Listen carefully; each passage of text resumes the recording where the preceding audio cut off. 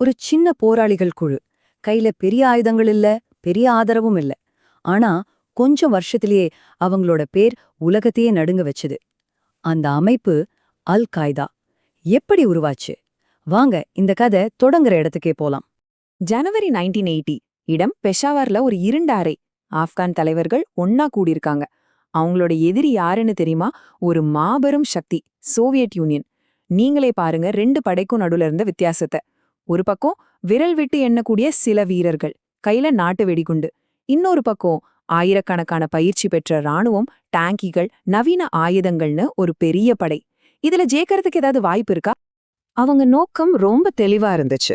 ஆக்கிரமிப்பாளர்களை விரட்டணும். ஆனா எப்படி? கையில பணமே இல்ல, போதுமான ஆட்களும் இல்ல, நவீன ஆயுதங்களும் கிடையாது. தோல்வி கண்ணு முன்னாடி தெரிஞ்சது. சரியா? அந்த விரக்தியோட உச்சத்துல ஒரு கதவு தட்டப்படுது. உள்ள வரப்போற அந்த நபர் ஆப்கானிஸ்தானோட தலையெழுத்த மட்டும் இல்ல, மொத்த உலகத்தோட தலையெழுத்தையும் மாத்தப் போறாருன்னு அப்போ அங்க இருந்த யாருக்குமே தெரியாது.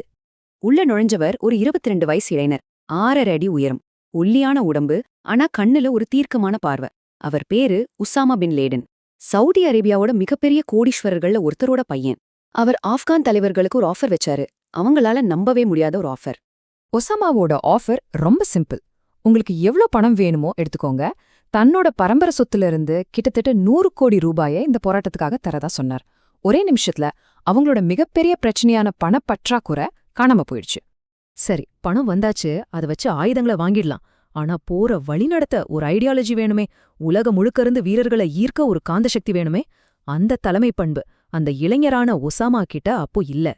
பணம் இருக்கு, அது செயல்படுத்த ஒரு இளைஞன் இருக்கான். ஆனா இந்த இயக்கத்தோட மூளையா, அதோட ஆன்மாவா மாறப்போறது யாரு? அந்த இடத்துக்கு தான் உள்ள வராரு டாக்டர் அப்துல்லா அஸ்ஸாம். இவர் பாலஸ்தீன விடுதலை போராட்டத்துல அனுபவம் உள்ளவர், இஸ்லாமிய உலகத்துல மதிக்கப்படுற ஒரு அறிஞர், அண்ணல் பறக்க பேசக்கூடியவர். ஒசாமாவுக்கு அவர் ஒரு ஆலோசகர் மட்டும் இல்ல, ஒரு வழிகாட்டி, ஒரு மென்டர். உசாமாவோட பணமும் அஸ்ஸாமோட அறிவும் ஒன்னா சேரும்போது ஒரு புயல் வேகத்துல ஒரு அமைப்பு உருவாகுது. அதுதான் ஆப்கான் சேவை பணியகம்.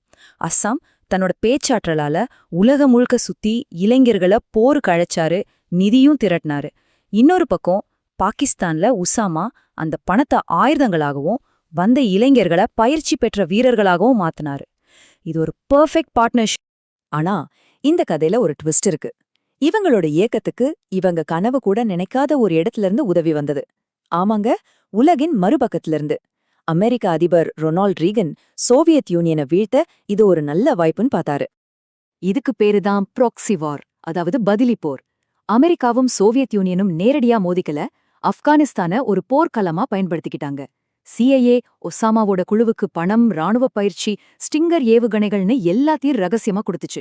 ஒரே நோக்கம்தான், சோவியத் யூனியனை ஆப்கானிஸ்தான்ல ரத்தம் சிந்த வைக்கணும். இந்த விசித்திரமான கூட்டணி நிஜமாவே வேலை செஞ்சுது. ஆப்கான் போராளிகளோட வீரமோ அமெரிக்காவோட ஆயுதங்களும் சேர்ந்து சோவியத் ராணுவத்தை சின்னா பின்னமாக்குச்சு. 10 வருஷம் நீண்ட போர். கடைசியில 1989ல சோவியத் யூனியன் தோல்வியை ஒத்துக்கிட்டு ஆப்கானிஸ்தானை விட்டு வெளியேறுச்சு. அது ஒரு வரலாற்று வெற்றி. பொதுவான எதிரி தோத்துட்டான், வெற்றி கொண்டாடப்பட்டுச்சு. ஆனா அந்த வெற்றியோட நிழல்ல ஒரு புது அபாயகரமான கேள்வி முளைச்சது. இனி அடுத்த என்ன?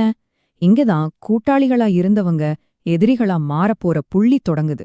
அந்த கேள்வி குருவுக்கும் சிஷ்யனுக்கும் நடுவுல ஒரு பெரிய பிளவு உண்டாக்குச்சு. அப்துல்லா அஸ்ஸாம் என்ன சொன்னார்னா, நம்ம வேலை முடிஞ்சிருச்சு, ஆப்கானிஸ்தான் விடுதலை அடைஞ்சாச்சு, இனி அமைப்பை கலைச்சிடலாம். ஆனா ஒசாமாவோட கனவே வேற. இந்த போர் வீரர்களை வச்சு உலகம் முழுக்க போராடுற ஒரு நிரந்தர ராணுவத்தை உருவாக்கணும்னு அவர் ஆசைப்பட்டார். ஒசாமா தன்னோட இந்த உலகளாவிய ஜிஹாத் திட்டத்தை அஸ்ஸாம் கிட்ட சொன்னப்போ அவர் கோபத்துல வெடிச்சாரு. இந்த ஆப்கான் சேவை பணியகம் ஒன்னும் அப்பன் வீட்டு சொத்து இல்ல, நீ நினைச்சபடியெல்லாம் பயன்படுத்த அப்படின்னு கத்துனாரு. இது வெறும் கருத்து வேறுபாடு இல்ல, இது ஒரு முழுமையான முறிவு. அதே நேரத்துல ஒசாமாவோட மனசுல ஒரு சந்தேகம் ஆழமா வேறொன்று ஆரம்பிச்சது. தன்னோட குருவான அஸ்ஸாம் அமெரிக்காவோட சிஐஏ கூட ரொம்ப நெருக்கமாகிட்டாரோ, அவங்க சொல்றத கேட்கிறாரோன்னு நினைக்க ஆரம்பிச்சான். தன்னோட குரு அவங்களோட நோக்கத்தையே காட்டி கொடுத்துட்டதா அவன் கருதுனான். 1989 வருஷம் நிகழ்வுகள் எல்லாம் மின்னல் வேகத்துல நடந்துச்சு. வருஷத்தோட தொடக்கத்துல சோவியத் படைகள் வெளியேறுது. நடுவுல குருவும் சிஷ்யனும் பிரிறாங்க. நவம்பர் 24ஆம் தேதி பெஷாவர் தெருக்கள்ல ஒரு பயங்கரம் நடக்குது. அப்துல்லா அஸ்ஸாம் தன்னோட 2 மகங்களோட கார்ல போயிட்டு இருக்கும்போது ஒரு சக்தி வாய்ந்த குண்டுவெடிப்புல 3 பேருமே கொல்லப்படுறாங்க. அந்த கொலைய செஞ்சது யாருன்னு இன்னைக்கு வரைக்கும் ஒரு மர்மம்தான். ஆனா இந்த ஆதாரம் சொல்ற மாதிரி அதிகாரப்பூர்வமா நிரூபிக்கப்படலனாலும் பலரோட விரல்களும் ஒசாமாவை நோக்கித்தான் நீண்டுச்சு. தன்னோட உலகளாவிய லட்சியத்துக்கு தடையாயிருந்த குருவ சிஷ்யனை தீர்த்து கட்டினான்னு பரவலா நம்பப்பட்டுச்சு. அஸ்ஸாமோட மரணத்தோட ஒரு சகாப்தம் முடிவுக்கு வந்தது. ஒசாமா பின் லேடனுக்கு இனி எந்த தடையும் இல்ல. அவர் தன்னோட புதிய அமைப்ப அறிவிச்சாரு. அதுக்கு அவர் வச்ச பேரு அல்-காய்தா. அரபு மொழியில அதுக்கு அர்த்தம் அடித்தளம். ஒரு புது அடித்தளம் போட்டாச்சு. ஆப்கானிஸ்தான்ல பல வருஷமா போரிட்டு அனுபவம் வாய்ந்த ஆயிரக்கணக்கான வீரர்கள் இருந்தாங்க இல்லையா?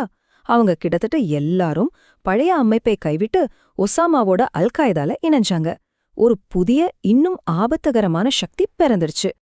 ஆஹா, ஒரு சூப்பர் பவரான சோவியத் யூனியனை எதிர்த்து போராட ஒரு அடித்தளம் கட்டப்பட்டது.